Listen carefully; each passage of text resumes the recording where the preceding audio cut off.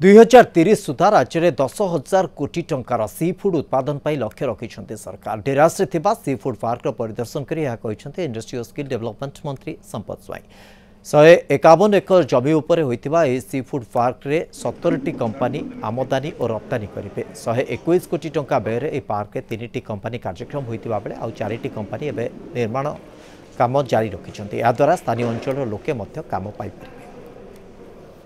जी Deras sea food park रो विभिन्न जो sea food रो industry अच्छी ताकू बुलिकी देखिलु एवं एठी 17टी सी फूड इंडस्ट्री पई एठी व्यवस्था करा जायछि। 17टी सी फूड इंडस्ट्री पई ता भितरु हमर 3टी फंक्शन करूछि आउ 4टी अंडर कंस्ट्रक्शन अच्छी एवं जो आउ 10टी जो लैंड दिया जायछि तांको सहित मते जोगाजोग करा जिवो जेते शीघ्र आकु आरंभ करबा पई।